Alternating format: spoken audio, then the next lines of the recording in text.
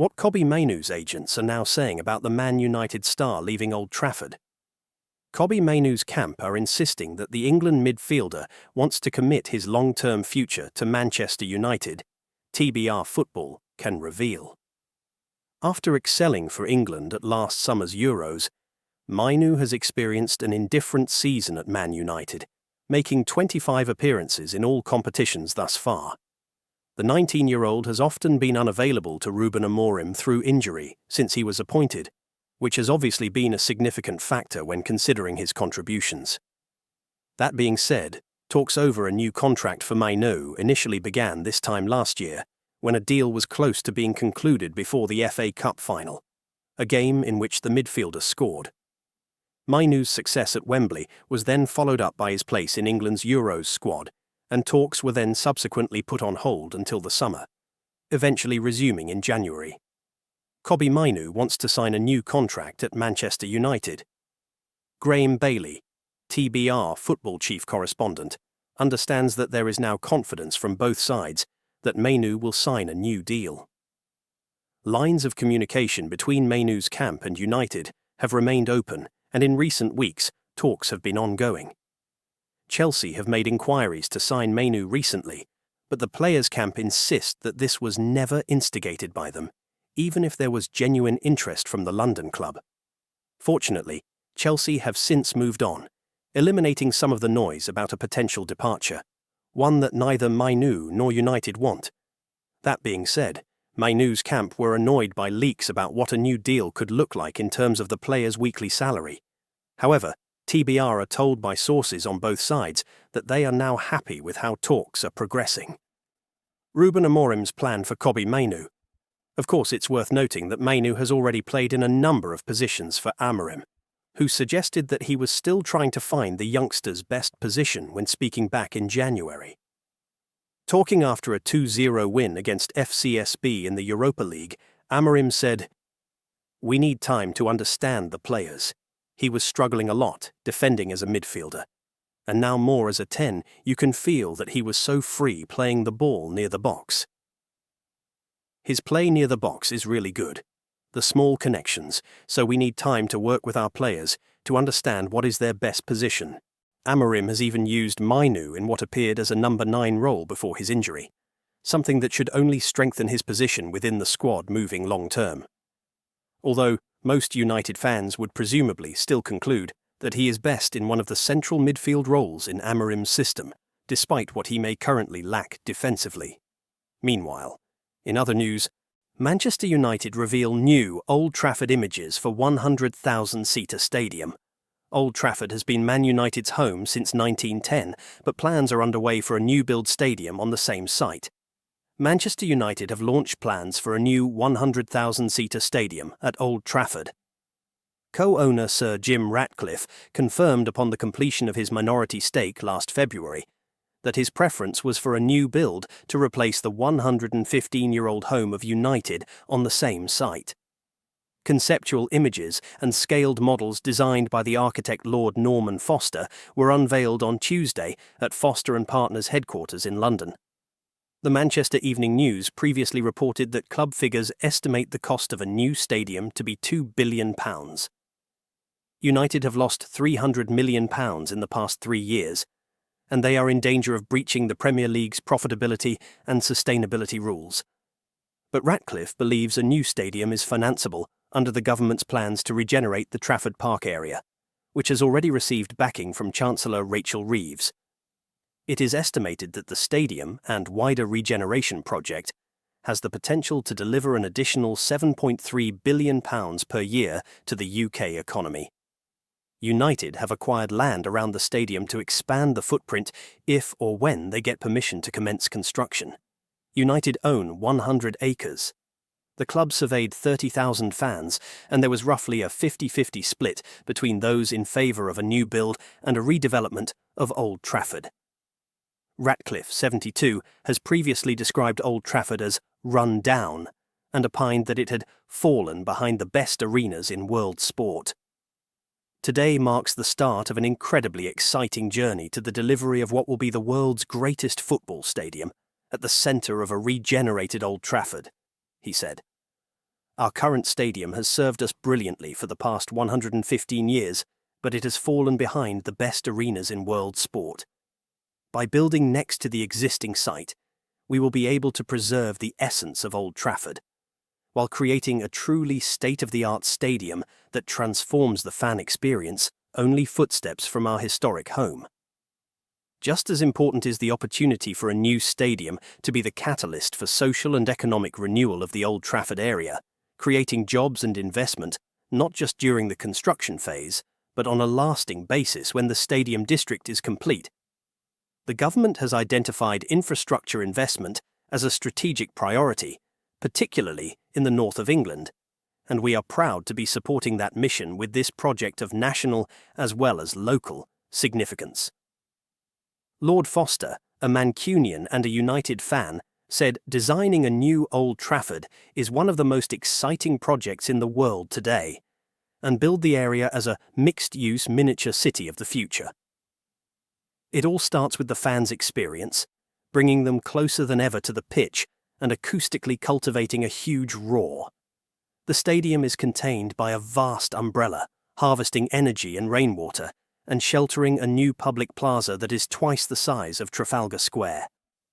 The outward-looking stadium will be the beating heart of a new sustainable district, which is completely walkable, served by public transport, and endowed by nature.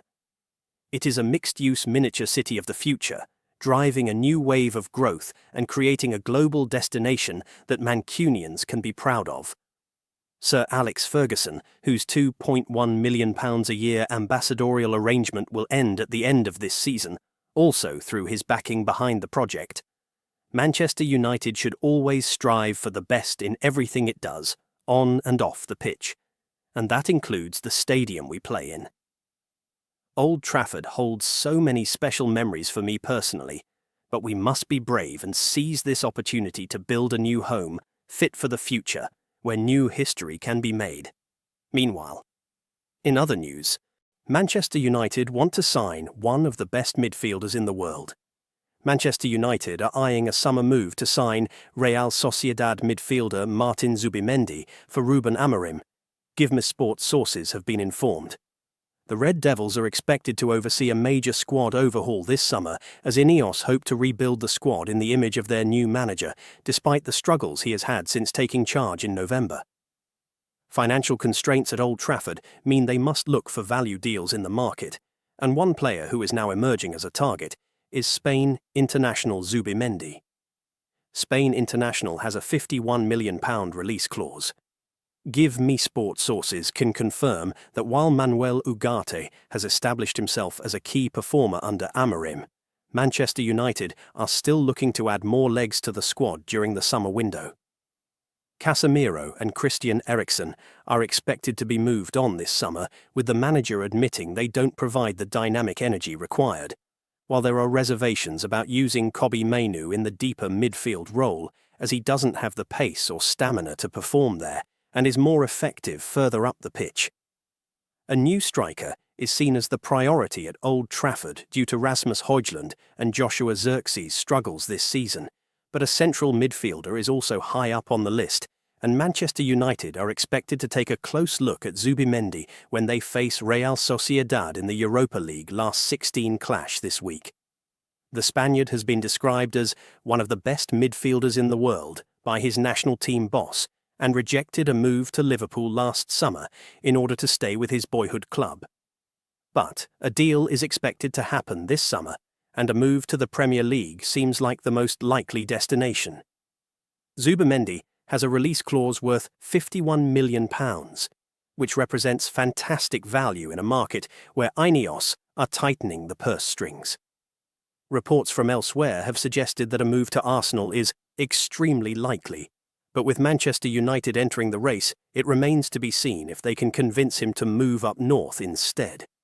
Meanwhile, in other news, Ruben Amorim is facing his Erik ten Hag Cristiano Ronaldo moment at Manchester United. Garnacho hit the headlines after storming down the tunnel in the win against Ipswich. Alejandro Garnacho stormed down the tunnel after being substituted before half-time against Ipswich last night. The Argentine international was sacrificed for Nusser Mazraoui on the 45th minute, as Ruben Amorim wanted to bring on a defensive option after Patrick Dorgu's red card. United fans will know that this is not the first time one of their attacking stars has stormed down the tunnel in a strop before the full-time whistle. Cristiano Ronaldo infamously left Old Trafford early after Erik ten Hag refused to bring him on against Tottenham 2 seasons ago. Ruben Amorim is now facing his own Erik ten Hag Cristiano Ronaldo moment with his 20-year-old star. Can he take a leaf out of the former United manager's book when dealing with Garnacho? Ronaldo only appeared 4 more times for United after his touchline tantrum.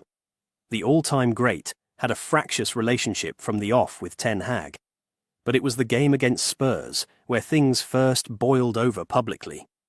The Dutchman sanctioned Ronaldo by dropping him for the next United game away at Chelsea. Amorim, who has previously left players including Garnacho out of his squad due to discipline issues, could employ a similar tactic to his predecessor. "Was cold and wet, maybe," Amorim said when asked about Garnacho's actions. "The thinking was that we played more in 5-3-1. I know that's a risk because we take the only player now that has 1-against-1 and pace. What I am saying is, I'm going to talk with Garnacho about that. I will talk about that if you want in the next press conference." Ten Hag seemingly ruled the United dressing room with an iron fist. Dropping Ronaldo after his incident was the first instances of him stamping down his authority on his squad.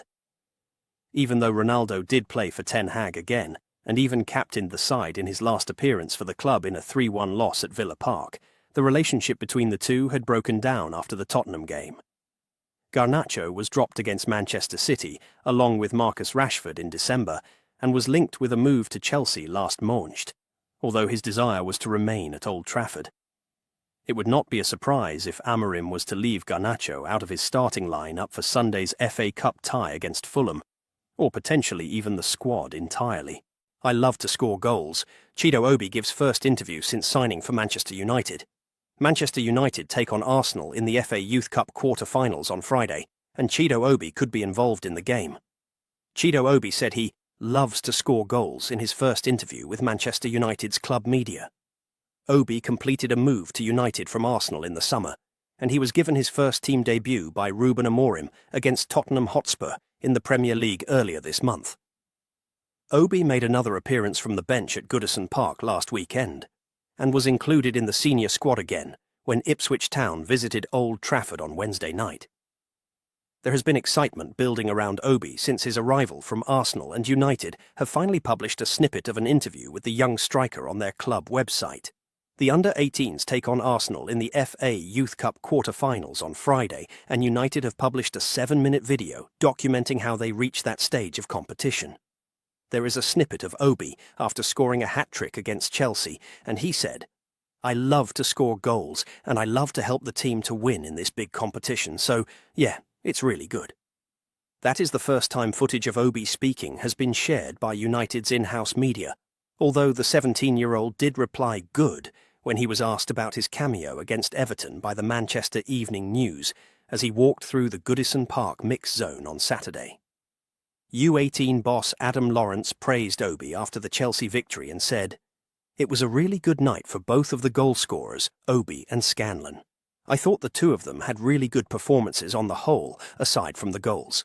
Obviously, Chido's a natural goal scorer. He wants to score goals and get himself into those positions, but I was really pleased with him just in terms of his link-up play, not just stretching and running in behind, but recognizing when to show into feet, how to use his body to shield the ball, and when to bring others into play." Lawrence continued, "It was a real team effort. When you come into these games, there's always some apprehension. You know it's about how you deal with it on the night, how you perform. Overall, I think you'd have to say we deserved the result and the victory. Like any tournament, you've got to take each game as it comes, and there'll be different challenges within them. We've obviously overcome that tonight. We have a lot of respect for Chelsea as an academy. We know they have some really good individuals and a good squad. We've had a couple of really good games with them of late. When you get to this stage, there's going to be different questions posed of the group. But we rose to that. Every youth player remembers their youth cup experiences. We can't have it as the only benchmark for the players in terms of their youth team journey, but it can give the players some special memories. Knowing it was Arsenal away in the next round, hopefully to be played at the Emirates, was a nice carrot for us today. That'll be something we'll look forward to, and something for the boys to remember. The men will be at the Emirates to report on the U18's clash against Arsenal on Friday night. Meanwhile, in other news, it's not their game. Rio Ferdinand names 4 Man United stars who don't suit Ruben Amorim. Manchester United legend Rio Ferdinand has insisted that Joshua Zirkzee, Harry Maguire, Rasmus Højlund and Matthijs de Ligt are not dynamic or athletic enough to slot into Ruben Amorim's preferred style of play. Ferdinand spoke on TNT Sports after United beat Ipswich Town 3-2 at Old Trafford on Wednesday evening. The Red Devils started off terribly with Patrick Dorgu and Andre Onana getting involved in a calamitous mix-up which allowed Jadon Philogene to tap into an open goal. Amorim's men responded well, restoring parity as Sam Morsy turned in an excellent free-kick delivery from Bruno Fernandes. United would go on to take the lead courtesy of de Ligt, who scored from close range.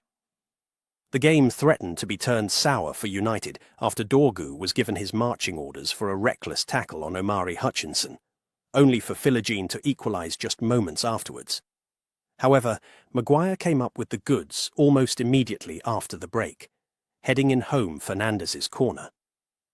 Despite being pleased with the result, Ferdinand admitted that the fans are yet to see what they expected when Amorim replaced Erik ten Hag in November last year. Ferdinand said on TNT Sports, "I think if we're being brutally honest, there hasn't been the progress that we all anticipated."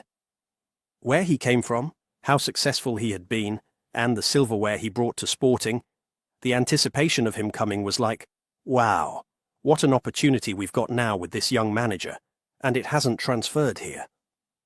I sat with him the other day and you can see there's a desire, there's a work ethic behind the scenes, and he's nipping at everything to try and get this right and turn it around, but things haven't been smooth for him, and he hasn't managed to get it to where he wants to at this point in time. Ferdinand added, "I think he needs to just get to the end of the season, really regroup, and then start building again, building the team and coaching the team, because right now they've been stuttering along, and that's probably being polite." I watched Sporting a few times, in Europe especially. They were an athletic, dynamic team. That was one of the staples of that team, the hallmarks of that good team that was winning things. He continued, "This team aren't a mobile, dynamic team. If you look through the heartbeat of this team, they have other qualities, but being physical, having the ability to overrun teams physically, they don't have that capacity." Asked whether Zirkzee is the type of player that suits Amorim, Ferdinand answered, "Oh, de Ligt, Maguire, Højlund, it's not their game. So I think he needs to find those type of players with the capabilities of carrying out not only tactically what he wants, but the physicality is equally important." During the match, Ferdinand and Robbie Savage also tore into Onana, blaming him for not communicating with Dorgu in the build-up to Philogene's first strike. Savage said on commentary via Daily Mail, "Wow, Dorgu has tracked the run, and the communication between Onana and Dorgu must be non-existent. Credit to Jadon Philogene, the desire, he's onside. But I've got no idea why Onana is running out to that position. Dorgu has got it under control, no problem at all. He shouldn't come there, Onana. I might be completely wrong, but stay. The defender has got it under control, so stay in your 6-yard box. Credit to Philogene. What a start from Ipswich." Savage went on, "The defender has got it under control. I don't think there is a reason why Onana comes out there. You should be talking, lay it back to him on his right foot, and then he can clear it. I don't know why he's come. The defender is in control. Onana, stay in your goal." Ferdinand was equally critical, further stating, "A terrible start. I don't think Dorgu, at any moment, looks up to see where Onana is. Onana doesn't need to come in. The fullback is in complete control, and he can just hold his ground and let him play it back to him. But Dorgu doesn't look. The awareness isn't there, and it's pounced on. Ipswich took a deserved lead for pouncing on that lack of communication. The result saw United climb up just 1 point to 14th place in the Premier League table. The Reds are back in action on Sunday when they welcome Fulham to Old Trafford in the 5th round of the FA Cup. Kickoff is at 16:30 GMT. Subscribe for more inside updates.